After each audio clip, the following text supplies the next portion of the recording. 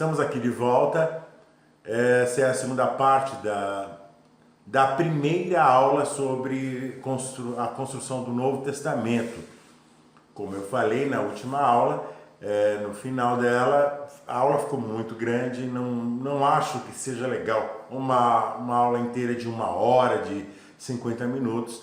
Então, eu não quero passar muito de 20 minutos numa aula, porque é muito longo, nem todo mundo tem tempo para assistir uma aula tão grande. Então, e eu não quero ficar maçante, entendeu? Não quero ficar maçante, chato. Então, essa aula nós vamos continuar de onde nós paramos. Na primeira aula nós conceituamos a literatura do Novo Testamento, desde os primeiros escritos de Paulo até os últimos escritos, né, que é o Apocalipse de João, como é que isso tudo foi escrito, como é que isso tudo foi construído. Nesta aula nós vamos conceituar o reconhecimento desta literatura como literatura sagrada. Então nós vamos até o século II, até o final do século II, que é o momento em que nós vamos encontrar a igreja cristã reconhecendo esta literatura como Bíblia, como literatura sagrada e construindo então um conceito de Bíblia que incluía o Velho Testamento e o Novo Testamento, né? Que não existia. Como eu deixei muito claro, até o final do século II, escritura sagrada era o Velho Testamento, o Torá, o Tanakh, o Talmud, o Velho Testamento, leis, profetas e salmos. O Novo Testamento é considerado literatura de edificação para a igreja. Então, as cartas de Paulo, os evangelhos, as cartas católicas, as cartas dos hebreus e o Apocalipse e vários outros livros, como o Pastor de Hermas, o Apocalipse de Pedro, o Evangelho de Tomé e vários outros livros eram lidos pelas igrejas e considerados de grande importância para edificação. Entretanto, não era considerado Bíblia, não era considerado cânon bíblico. Como é que isso vai acontecer? Como é que vamos chegar a esse reconhecimento? É isso que nós vamos ver agora e fiquem comigo. Vamos bater um papo. Dito isso, fechamos então a datação cronológica do Novo Testamento. Uma coisa é escrever, uma coisa é se ler. Agora, quais são os requisitos necessários para que esses escritos pudessem serem considerados escritura sagrada? Porque se nós formos visitar a patrística, ou seja, os escritos dos pais da igreja, nós vamos perceber que esses pais da igreja não reconhecem os escritos do Novo Testamento, mesmo aqueles que já estavam sendo difundidos, lidos em todas as igrejas, e reconhecidos como obra de instrução e de fé, mesmo assim eles não reconhecem. E um caso mais interessante é o caso de Clemente de Roma. Clemente de Roma acredita-se que tenha sido o terceiro Papa, se nós considerarmos então Pedro como o primeiro. Se tirarmos Pedro da lista de papas, então ele será o segundo, depois de Lineu. O Lino. Tá? Clemente de Roma, ele nos traz uma palavra de sabedoria quando ele diz que os escritos que estavam sendo lidos nas igrejas eram de fundamentação teológica e de enobrecimento e enriquecimento do espírito e da construção da fé. Entretanto, quando ele cita escrituras, ele cita o Velho Testamento. Clemente escreveu uma obra interessante que quase fez parte do Novo Testamento, que é a carta, a epístola aos Coríntios. Na verdade, existe uma segunda carta de Clemente aos Coríntios, que não temos autoridade autoral, ou seja, nós não conseguimos atestar a autoria dele e muito menos a datação. Então a gente não é considerado verdadeiramente de Clemente, então é considerado pseudoepígrafa ou epigráfica, tá? E quando na carta que ele escreve aos Coríntios ele fala de escritura, ele se refere ao Velho Testamento. E quando ele cita os evangelhos, e ele cita evangelhos, acredita-se que ele já tinha alguns, ou um ou mais evangelhos nas mãos, e ele cita as cartas de Paulo, e cita inclusive a carta aos Hebreus, ele não as cita como escritura, e sim como textos que são importantes para a edificação. Então nós vemos que no começo do segundo século, Clemente escreveu isso por volta do ano 120, 125. Então nós percebemos que esses escritos ainda não tinham o reconhecimento de que eram escrituras. E nós tínhamos um outro fator naquela época, é que ainda estavam vivos muitos dos discípulos dos apóstolos, muitos discípulos que aprenderam aos pés dos apóstolos. E aí, então, nós temos um personagem que vai nos dar uma luz muito grande, neste caso, do reconhecimento dos escritos do Novo Testamento naquele momento, no século II. O nome dele é Papias de Herápolis. Papias de Herápolis, um dos pais da igreja, ele deixa muito claro que, apesar de encontrar grande importância nos escritos que estavam sendo disseminados, ele dava muito mais crédito e importância aos testemunhos das pessoas que conviveram com os apóstolos e os discípulos de Jesus. Ele foi um discípulo de João, do apóstolo João, e ele então deixa muito claro que ele, apesar de reconhecer a importância dos escritos, ele dá muito mais importância à tradição. Vamos ver o que Papias de Herápolis nos diz. Para ti, não hesitarei em acrescentar as minhas explicações àquilo que outrora ouvi muito bem dos presbíteros, cuja lembrança guardei muito bem, estando seguro de sua verdade. Realmente, não me comprazia, como faz a maioria, com os que falam muito, mas com os que ensinam a verdade. Também não me comprazia com os que recordam mandamentos alheios, mas com os que recordam os mandamentos dados pelo Senhor, a fé. Se por acaso acontecia de chegar a algum dos que tinham seguido os presbíteros, eu me informava sobre a palavra dos presbíteros, isto é, o que tinham dito André, Pedro, Filipe, Tomé, Tiago, João, Mateus ou outro discípulo do Senhor, e também o que falam Aristão e João, o presbítero, discípulo do Senhor. Eu não achava que as coisas conhecidas pelos livros pudessem me auxiliar tanto quanto as coisas ouvidas através da palavra viva e permanente.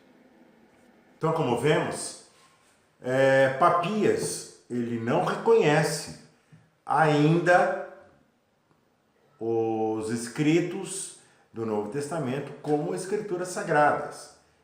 Ele reconhece a tradição daqueles que conheceram, os apóstolos, os discípulos ou discípulos dos discípulos. Para esses pais da igreja, para a patrística, escritura, vamos deixar isso muito claro, ainda era somente o Velho Testamento, ou seja, leis, profetas e salmos, ou Torá, o Tanakh, Talmud, entendeu? A palavra Velho Testamento vai ser usada somente, e isso é importante de salientar, por volta do ano 170, por Melito de Sardes, tá? Somente nesta época, até então era somente chamada de leis, profetas e salmos. Justamente por quê? Porque por volta desta época é que nós vamos começar a ter o reconhecimento dessas escrituras chamadas do Novo Testamento, por Melito, como escritura. E como é que nós vamos encontrar isso? Nós precisamos voltar a 2 Pedro, porque é 2 Pedro que vai nos dar, então, a primeira noção de reconhecimento dos escritos do Novo Testamento como escrituras sagradas. E tende por salvação a longanimidade de nosso Senhor, como também o nosso amado irmão Paulo vos escreveu, segundo a sabedoria que lhe foi dada. Falando disto, como em todas as epístolas, entre as quais há pontos difíceis de entender que os indoutos e inconstantes torcem, e igualmente as outras escrituras, para sua própria perdição. Segundo Pedro, capítulo 3, versículos 15 e 16. Como nós vemos, nós não podemos então situar 2 Pedro na época em que Pedro ainda estava vivo, a partir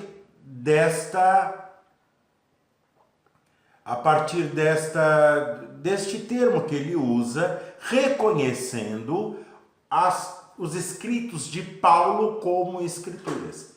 Isso só poderia ter sido reconhecidos após o ano 160. E é por isso que os estudiosos jogam a escritura da segunda carta de Pedro somente no final do século II.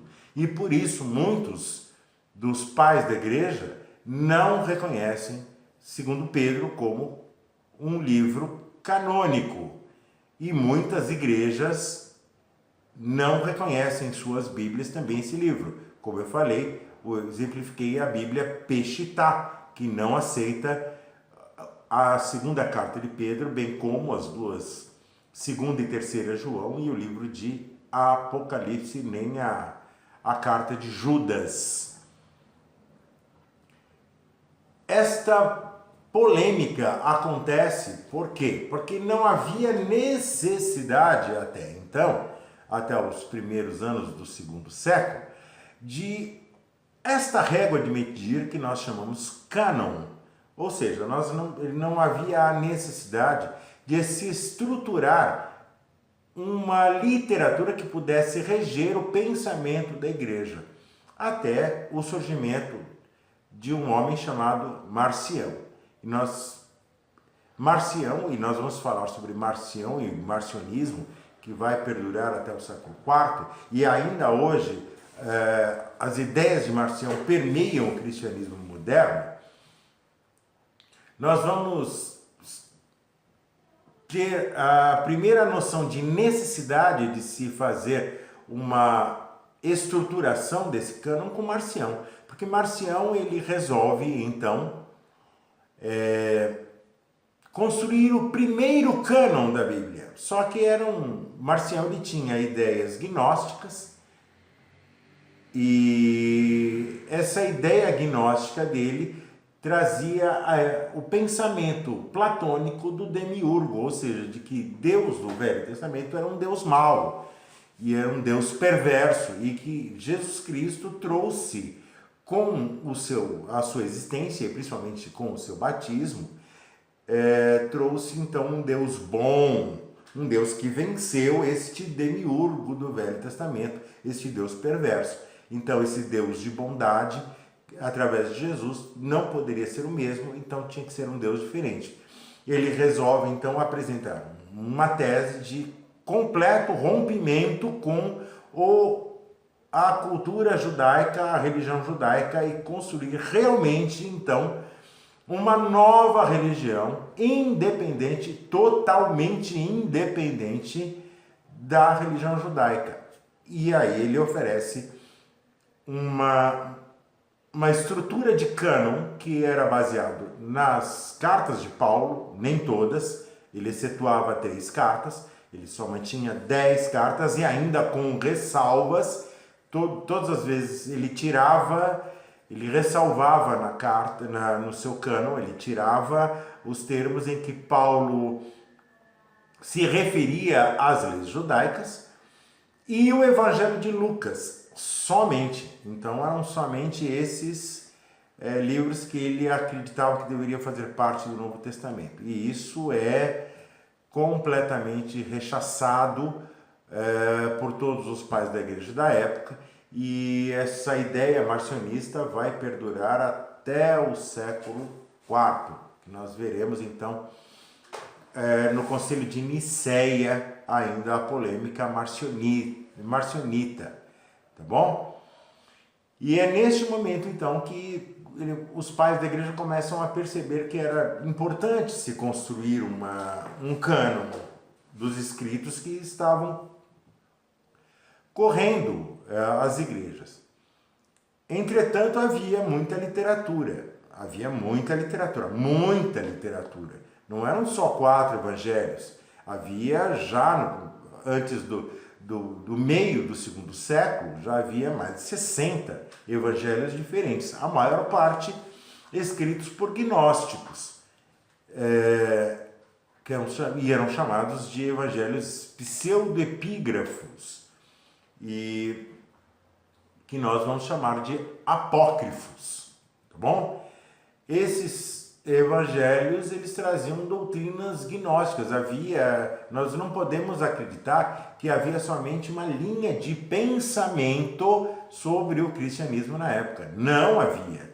Havia uma linha havia ramificações que chegavam a quase uma centena de ramificações de pensamentos diferentes em cada local, porque cada lugar do mundo, onde havia uma igreja cristã, eles começaram a enxergar a igreja cristã através da cultura que eles já traziam como autóctones, ou seja, que eles já tinham. Então criou-se uma confusão muito grande, e os pais da igreja começaram então a perceber que havia necessidade de centralizar a eclesia da igreja cristã em um só lugar. Por isso, então, elegeu-se a igreja de Roma, que era a maior e a igreja mais central, como o fórum de debates sobre a questão da fé cristã. E é por isso, então, que o bispo de Roma vai se tornar o líder da igreja, como é até hoje o Papa, que é o bispo de Roma, neste momento. Que é com Lino que isso vai acontecer, tá? Com o bispo Lino de Roma, e depois com Clemente.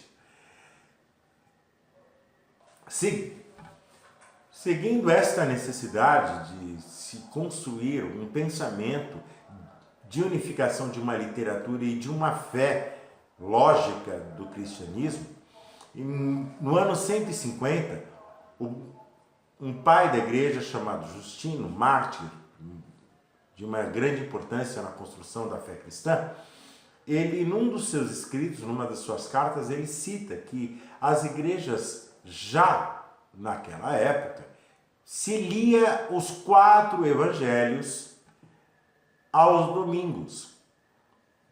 é a primeira literatura que nos dá certeza de que os 4 evangelhos já eram reconhecidos como importantes dentro do contexto teológico e eclesiástico da igreja cristã. E, entretanto, a primeira literatura que vai congregar esses 4 evangelhos vai surgir no ano 170, com um dos seus discípulos, com um dos seus alunos, um aluno de Justino Mártir. O nome dele é Taciano. Taciano, então, congrega esses 4 evangelhos num só documento, num só cânon, num só livro, que ele vai chamar de Diatessaron. Diatessaron, que significa D4, que eram os 4 evangelhos congregados num só livro, para ser lido por todas as igrejas. Algumas igrejas não aceitam o Diatessaron, inclusive a igreja de Roma, e continuam lendo os 4 evangelhos em separado. E é justamente esse Diatessaron que vai receber, então, o carimbo de Irineu de Lyon, um pai da igreja de uma extrema importância, que nós vamos falar muito sobre ele nas próximas aulas, que já por volta do ano 190 evidencia, então, pela primeira vez, todos os outros livros que já eram correntes. É claro que ele excetua, como eu já disse, algumas cartas, e ele excetua o Apocalipse e inclui alguns outros livros que não chegaram a fazer parte do cânon do Novo Testamento. E um desses livros é O Pastor de Hermas, que era um livro que era extremamente respeitado por todas as igrejas, mas acabou não fazendo parte do Novo Testamento, da mesma maneira que a Epístola de Clemente aos Coríntios, que ninguém entende como é que acabou ficando de fora esses 2 livros. É claro que Eusébio de Cesareia, mais para frente, na próxima aula nós vamos falar sobre ele, vai nos dar uma lista em que ele excetua ele nem cita Clemente, mas ele cita o Pastor de Hermas e cita como literatura espúria, e muito por conta deste ensinamento de Eusébio de Cesareia, o Pastor de Hermas acabou não sendo incluído. E assim nós chegamos ao final do século II, com o reconhecimento, então, de uma literatura praticamente montada do Novo Testamento. Ela não vai ser concluída. Como eu falei, no século III, no século IV, ainda havia discussões de quais livros deveriam fazer parte ou não. O que é importante que nós percebamos, que nós entendamos, é quais são os quesitos que eram necessários para que um livro ou um escrito, uma carta, pudesse fazer parte deste cânon que estava sendo formado. Haviam 3 quesitos principais. O primeiro, a autoria. Ele tinha que ter uma autoria de alguém que tivesse autoridade, ou um discípulo de um discípulo de um apóstolo, ou alguém que pode ser até que não tenha tido contato com o próprio Jesus Cristo, mas ele tenha convivido com alguém que tenha tido contato com Jesus Cristo, como é o caso de Marcos, como é o caso de Lucas. O segundo requisito, que era muito importante, era o reconhecimento das igrejas. As igrejas, os livros que eram lidos, eram estudados e eram meditados nas igrejas, ou seja, havia o reconhecimento eclesial desses livros, então dava importância e peso para que ele fosse um bom candidato ao cânon que estava se formando. E terceiro, o mais importante, era a consistência teológica. Muitos dos livros e muitos dos evangelhos, inclusive um evangelho que é o evangelho de Tomé, que depois foi encontrado nas ruínas de Nag Hammadi, acredita-se, talvez, que tenha sido escrito mesmo por Tomé. Entretanto, não traz uma teologia que seja congruente com aquilo que a Igreja de Roma acreditava como teologia aceitável para o cristianismo. Então, ele não foi incluído também e foi desprezado. Esses eram os critérios que eram usados para se valorizar. E Eusébio de Cesareia, que vai fazer uma boa lista, ele inclui alguns livros que deveriam fazer parte e que acabaram não fazendo parte, outros que ele considera como completamente espúrios e outros ele diz que são demoníacos mesmo. Na próxima aula nós vamos falar então sobre isso. Eu quero salientar de que o reconhecimento desses livros não foi de uma hora para outra. Ele demorou muito tempo, como eu falei. Existe pelo menos 400 anos depois da morte de Jesus para que essa literatura possa ser reconhecida de fato como uma lista fechada. Antes disso, ele não era nem reconhecido como literatura sagrada. Ela era reconhecida como inspirada porque eram de gente que tinha tido algum contato com a missão de Jesus, com o ministério de Jesus. Mas para ela ser considerada sagrada, a Igreja Católica só foi reconhecê-la no Concílio de Trento. Ou seja, 1500 anos depois do primeiro escrito ter sido concluído, que foi a primeira carta de Paulo aos Tessalonicenses, no ano 54. Eu quero agradecer esse bate-papo gostoso. Hoje eu acho que ficou um pouco mais longo, e essas aulas são mais densas mesmo, são mais pesadas, e eu acho que vai ficar um pouco mais longo. Eu estou tentando ser mais sintático, mais pragmático, mas infelizmente alguns temas eles precisam de uma explicação mais complexa e não tem jeito da gente fazer mais curto. E não adianta a gente ficar picando a aula, porque senão ela acaba se perdendo. Então eu quero agradecer a todo mundo que veio tomar um café comigo na minha cozinha. Sejam sempre todos muito bem-vindos à minha casa. Se inscrevam, por favor. A gente tem um blog onde a gente trata desses assuntos com mais tempo, com mais texto, com mais referências. Por favor, gente, ajuda a gente. Me ajudem a divulgar esse canal. Não estou conseguindo grandes sucessos no sentido de inscrição aqui. Talvez eu que não esteja sabendo fazer a divulgação correta. Ainda estamos com muito pouca inscrição. Ajudem a divulgar, ajudem a valorizar, a difundir o estudo, o estudo científico, tá? Nesse caso, o estudo científico teológico, histórico, antropológico e filosófico. Então, ajudem a gente, se inscrevam, tá? E deem uma olhada lá no canal do professor Alex Vargas, tá? Que ele vai sempre falo isso. O professor Alex Vargas mudou a minha vida, me ajudou a reencontrar a dignidade profissional. Eu estava desempregado, fiquei desempregado com mais de 50 anos. Eu tinha uma empresa e essa empresa não deu certo, e com mais de 50 anos eu não tinha como, não conseguia arrumar emprego, não conseguia retomar o processo de dignidade da minha vida. O professor Alex Vargas, com este curso de empreendimento digital, me deu uma nova esperança, uma nova chance na minha vida. E então se você tem um celular com internet, você tem um Wi-Fi em casa, um computador, e você tem internet em casa. Então,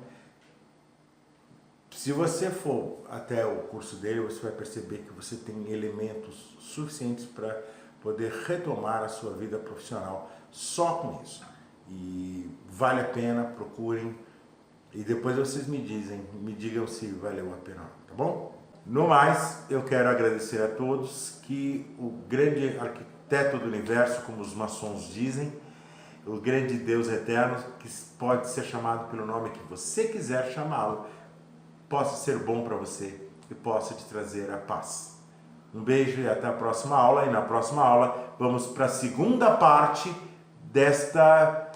da construção do Novo Testamento, tá bom? Próxima aula, então, nós paramos no século II, no final do século II, no primeiro reconhecimento das Escrituras do Novo Testamento. Aí vamos do século II até o Concílio de Trento na próxima aula. Um beijo a todos, fiquem com Deus e até a próxima aula. Vamos bater um papo?